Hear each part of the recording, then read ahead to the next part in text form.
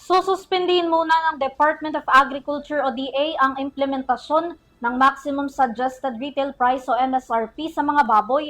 Yan daw ay upang bigyan ang mas masusing pag-aaral para sa mas epektibong implementasyon nito sa merkado. Si Graciela Corazon para sa detalye ng report.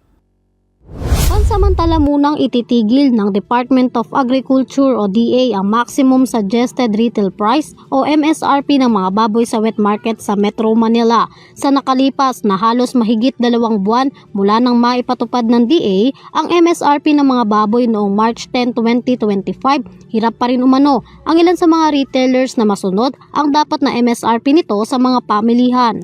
Halimbawa, ang presyo ng MSRP ng laman ng baboy ay nasa 350 kada kilo at tiempo na may 380 ang kada kilo. Sa mga wet market, umaabot ang bentahan nito sa 480 ang kada kilo ng yempo.